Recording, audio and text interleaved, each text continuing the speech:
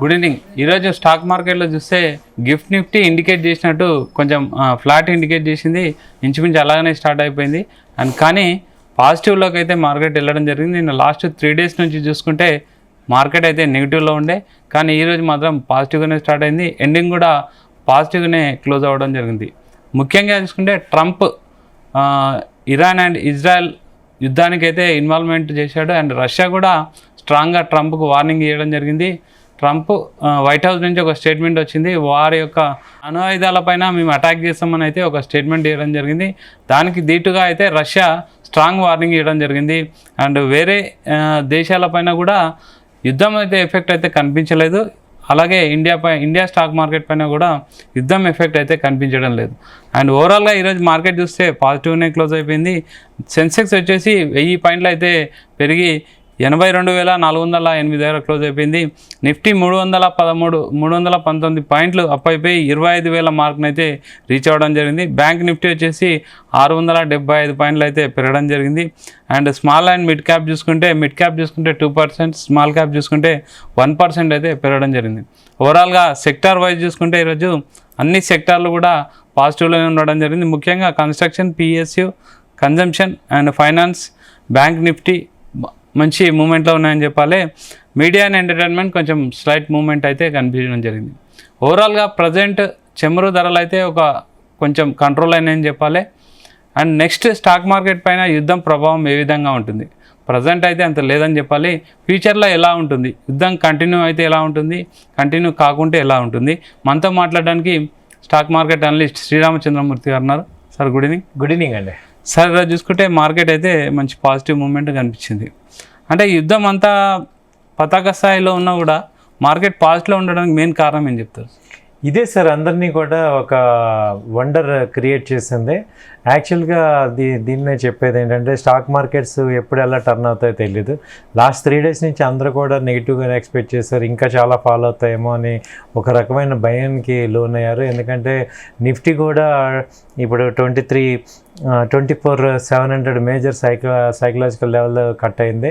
So నిన్న morning కూడా down ట్రెండే ఉంది. సో అందరూ కూడా ఏమవుతుందని చూశారు. అయితే ఏంటంటే ఈ క్రూడ్ ఆయిల్ ఎప్పుడైతే $2-3 నిన్న తగ్గింది, 78 దాకా ఎక్కడి నుంచి ఇప్పుడు 74 దాకా రావడంతో ఇదేమైందంటే కొంచెం ఇండియాకి పాజిటివ్ వచ్చింది. అలాగే మెయిన్ క్వాలిటీ స్టాక్స్ అన్నీ కూడా లో లెవెల్ వచ్చేపాటికి బార్గెన్ హంటింగ్ జరిగి షార్ట్ కవరింగ్ జరిగి మళ్ళీ మార్కెట్స్ అన్నీ కూడా విపరీతమైన పాజిటివ్స్ రావడం జరిగింది. అంటే ఒక రోజులోనే మంచి అనూహ్యమైన పాజిటివ్ని ఎక్స్పెక్ట్ చేసాం. Bank Nifty 700 points almost, Nifty వచ్చి 300 పాయింట్స్ వచ్చాయి. సో మంచి ర్యాలీ వచ్చింది దీనిలో.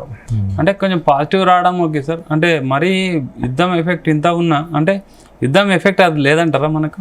అదే ఇప్పుడు ఇంటర్నేషనల్ న్యూస్ ఏం చెప్పేది ఏంటంటే ఇవాళ కంట్రీస్ ఆయిల్ మీద డిపెండెన్సీ చాలా తగ్గింది. కంపారిటివ్లీ 2020తో చూసుకుంటే ఇప్పుడు ఆయిల్ యొక్క ఇంపాక్ట్ తగ్గింది అనేది దాని యొక్క ఇంపాక్ట్ తగ్గింది.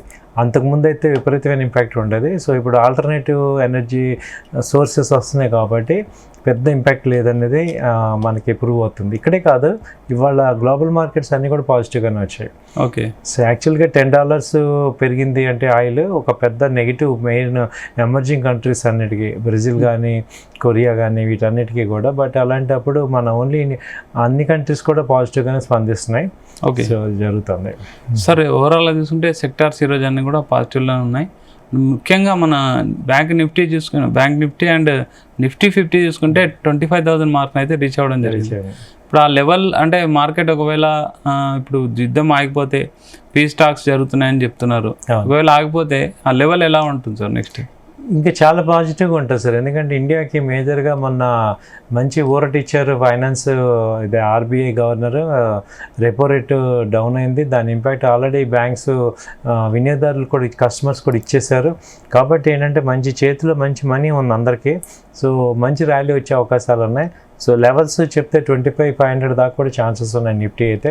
బ్యాంక్ నిఫ్టీ అయితే ఆల్మోస్ట్ 57,000 మొన్న వెళ్ళింది, అక్కడికి కూడా వచ్చే ఛాన్సెస్ ఉన్నాయి. సో ట్రెండ్ అంతా పాజిటివ్గానే ఉంది. ఈసారి లీడ్ చేసేవి ఏంటంటే ఫైనాన్స్ కంపెనీలు, అలాగే ఈ యొక్క ప్రాపర్టీ కంపెనీస్, ఈ గోద్రేజ్ ప్రాపర్టీ కానీ లోదా కానీ ఇలా రియాలిటీ సెక్టర్ బాగా లీడ్ చేసే అవకాశాలు కనపడుతున్నాయి. ఫైనాన్స్ సెక్టర్స్, బ్యాంకింగ్ ఈ మూడు లీడ్ చేసే అవకాశాలు కనపడుతున్నాయి. సార్ యుద్ధం ఈ విధంగా జరుగుతుంది కదా, మన ఇన్వెస్టర్ల స్ట్రాటజీ ఎలా ఉండాలి ఈ టైంలో? ఇన్వెస్టర్స్ ఏంటంటే ఉన్న పొజిషన్స్ అమ్మాల్సిన అవసరం లేదు, కానీ మీరు నిఫ్టీ పుట్ ఆప్షన్స్ కొనుక్కొని హెడ్ చేసుకోండి. మీకు కనుక 5 lakhs పోర్ట్ఫోలియో కనుక ఉంటే మీరు July August Nifty put options కనుక కొనేసుకొని ఉంటే మీకు అది ఇన్సూరెన్స్ లాగా వర్కౌట్ అవుద్ది. హ్యూజ్ ఫాల్స్ వచ్చినప్పుడు ఇది మీకు సపోర్ట్ అవుతుంది. ఇదైతే నేను చేయదలుచుకున్నాను. ఎందుకంటే ఊరికే మీరు స్టాక్ అమ్మేసి కొంటాం అంటారు, కానీ బట్ ట్యాక్స్ పాయింట్లో కూడా అదొక పెద్ద డిసడ్వాంటేజ్. ఒక ఇన్వెస్టర్ స్టాక్ అమ్మేస్తే అది ట్యాక్స్ చాలా తేడా వస్తుంది. కాబట్టి మీరు ఏం చేయొచ్చు అంటే ఇన్సూరెన్స్ లాగా మీరు పుట్ ఆప్షన్స్ కొనుక్కోండి, ఆగస్టు పుట్ కొనుక్కొని అది హెడ్ చేసుకోండి. ఓకే సార్, ఇప్పుడు ఇలాంటి యుద్ధ టైంలో కూడా మనం ఏమైనా స్టాక్స్ని బై చేయొచ్చా? ఏమన్నా సజెస్ట్ చేస్తారా ఆడియన్స్కి? ఫైనాన్స్ స్టాక్స్ సజెస్ట్ చేస్తున్నారు సార్. జియో ఫైనాన్స్ కానీ, చోళమండలం ఫైనాన్స్, అలాగే ఇప్పుడు బజాజ్ ఫైనాన్స్, ఈ మూడు కూడా బాగా స్ప్లిట్ అయ్యాయి, బాగుంది. ఆ ఫైనాన్స్ స్టాక్స్ మంచి స్ట్రాంగ్గా ఉన్నాయి. అలాగే క్వాలిటీగా ఇప్పుడు చూసుకుంటే ఆటో సెక్టర్లో M&M మంచి క్వాలిటీగా ఉంది, ఎందుకంటే ఎలక్ట్రిక్ వెహికల్స్ వాటికి బాగున్నాయి. సో 4-wheelersలో M&M మోటార్స్ బాగా పెరుగుతుంది. అలాగే 2-wheelersలో చూస్తే టీవీఎస్ మోటార్ బాగుంది. సో వీటన్నిటికీ ఏంటంటే సేల్స్ ఎక్కువ పెరుగుతాయి. సెకండ్ హాఫ్లో మంచి సేల్స్ నమోదు చేస్తుంటాయి 2-wheelers, ఈ ఫైనాన్స్ స్టాక్స్, అలాగే బ్యాంకింగ్ స్టాక్స్. బ్యాంకింగ్లో తీసుకుంటే HDFC బ్యాంక్ లీడ్ చేస్తుంది. సో ఈ స్టాక్స్లో ఇన్వెస్ట్ చేసుకోవటం మంచి రిటర్న్స్ వస్తుంటాయి. సార్ ఓవరాల్ అంటే ఒకవేళ యుద్ధం స్టాక్ ఓకే అయిపోయి యుద్ధం ఆగిపోతే మండే రోజు ఎలా ఉండబోతుంది? ఒకవేళ యుద్ధం కంటిన్యూ అయితే మార్కెట్ ఎలా ఉంటుంది? నిజంగానే మండే ఒకటి డిసైడింగ్ ఫ్యాక్టర్ సార్. మండే మేజర్గా డిసైడ్ అవుతుంది, ఎందుకంటే ఈ 2 రోజులు ఏదో ఒకటి తేలుతుంది, ఈ Saturday Sunday. So Monday is the deciding factor.